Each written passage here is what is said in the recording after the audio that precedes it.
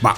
Welcome to Shark King 101, and today's video is about one of Shark's major mechanics, sprinting.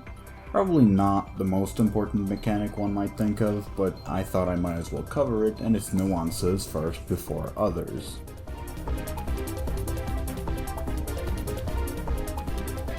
Starting off, you should be aware that when sprinting, it is important to be aware of its 3 rules so that you can account for them in your decision making.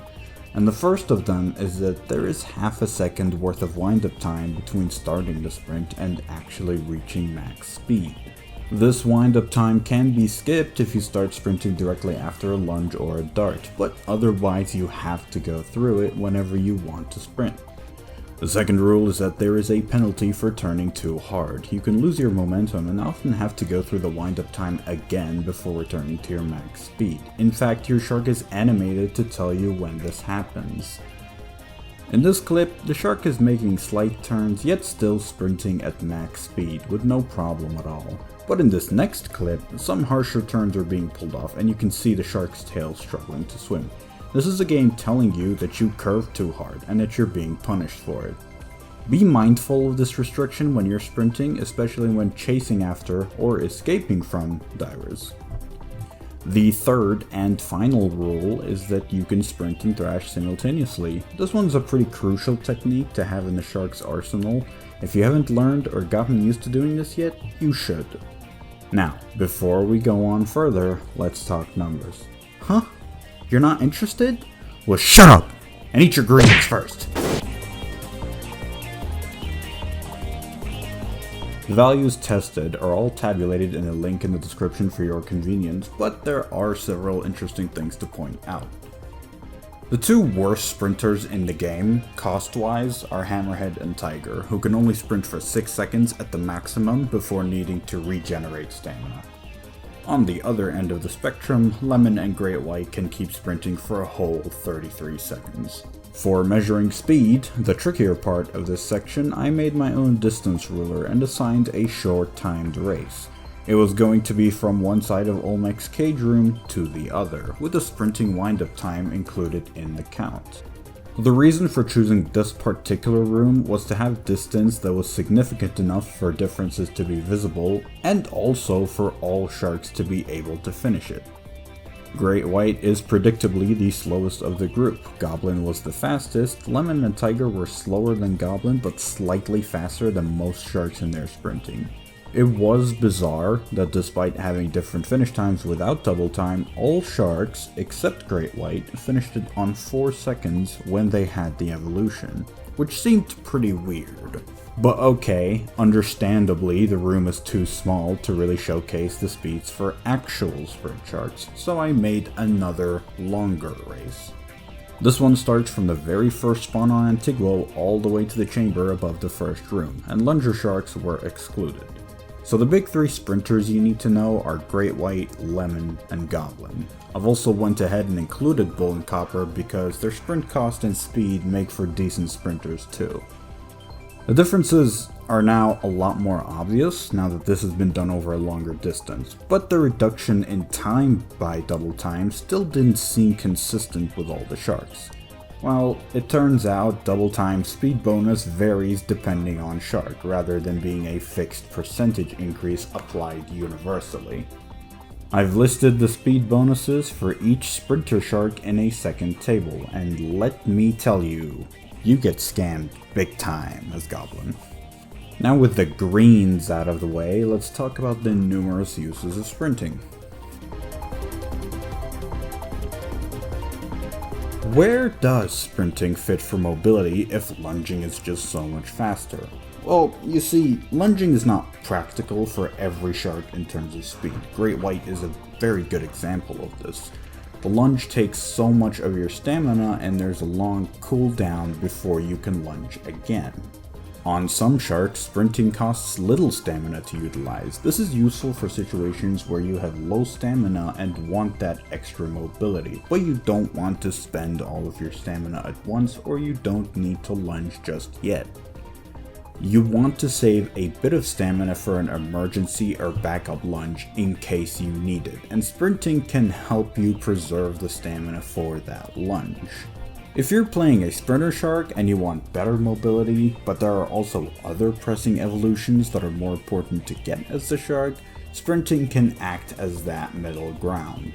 Instead of spending 40 evolution points to combine Nimblefinned and Hangry to get the fastest method of getting from spawn to the room, or instead of being stuck with no mobility upgrades whatsoever, you can just spend 20 evolution points to get double time.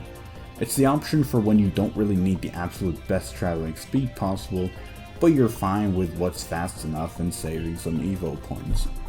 If you happen to have plenty of stamina to use, such as with Bull, you can always sprint in between lunges to really maximize your burst mobility. But of course, these are minor and very situational uses compared to this next one. See, sprinting does have its own rival, a yellow and black blur used to collect a certain resource, not you, and poses a major problem to the sharks when undealt with.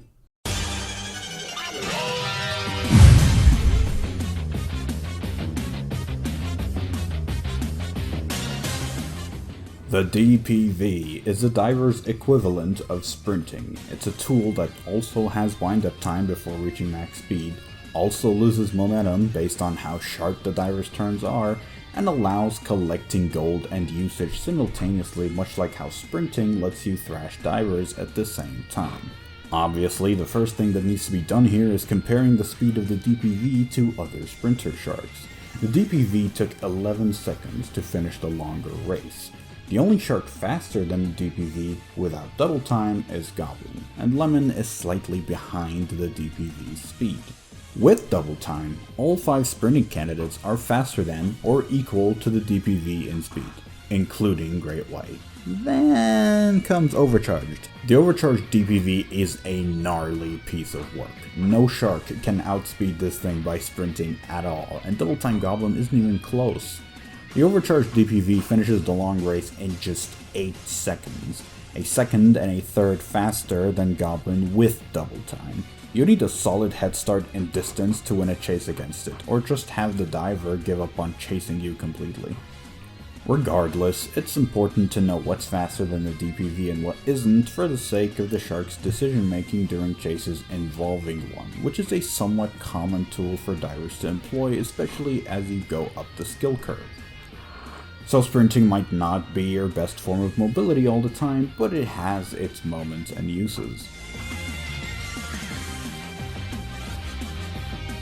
Better positioning is essential for better attacks. When you attack, you want a clear shot on your target, and you want to achieve that clear shot as fast as possible, so that your opponents have the least possible amount of time to react. For minor adjustments in positioning, you have your base movement, your dart, and your sprinting.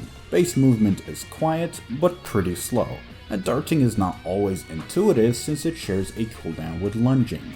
Heavy sharks will be sitting for an awkwardly long time in the diver's line of sight until they can start lunging, and even speed sharks can suffer from this since they'll have, at the very minimum, 1 life where they don't have Nimblefinned. Sprinting to position barely costs stamina, is fast enough to get you into position before the divers can react to your attack, and doesn't share any cooldown with your lunging, so remember to utilize it regularly. Planning entries and escapes with sprinting is trickier relative to lunging because of its restrictions, but it can still be applied in many situations. It's important to be aware of corners being a sprinter shark's #1 weak point, since it inevitably requires the shark to make a sharp turn in order to escape, which significantly slows them down enough to be killed. Ideally, you want a highway where you can grab a diver and either swim straight ahead into an exit or curve into one without losing too much speed. Keep an eye out for divers with space behind them, or who position themselves close to exits so that you have space to maneuver with your sprinting. Transition time between safes are very important to look out for, since corners are often not a problem during these stages of the game. As a sprinter shark, if Steve is close to finishing a safe and moving, it might be worth waiting a bit more for better opportunities.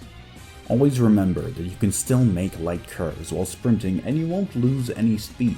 Make it a habit to make those slight turns while escaping, because sprinting in a straight line makes you easier to hit. And of course, sprint and thrash simultaneously whenever you're attacking. It makes a significant difference not to sit in one spot thrashing a diver and letting the others shoot you. Holding a diver in your jaws doesn't slow your sprinting down at all, even when thrashing them. Well, as long as your thrashing doesn't go something like this. If you play your cards right, especially in comms with a teammate shark, you could still pull off some really smooth escapes as a sprinter. It's not as good as having powerful tail, but some sharks have more important evolutions to get first. And even those that want powerful tail as soon as possible will still spend a life or a few without it in the early game, so sprint thrashing is the next best thing for them to do. The only shark that can't sprint thrash is Thrasher. Why? 'Cause fuck you, I guess.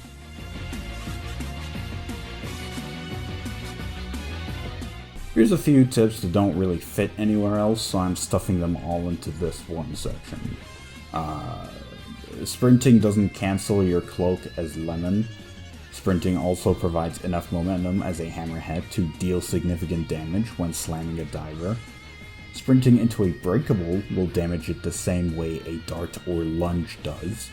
Depending on shark and how the maneuver is pulled off, sprinting can be fast enough to trigger mines without taking damage. And yes, you can barrel roll while sprinting. Thanks for watching this episode of Sharking 101 covering sprinting. And remember to not be O. Alright, cartoons, no time to waste. Stop sprinting on Mako. Remember? Please.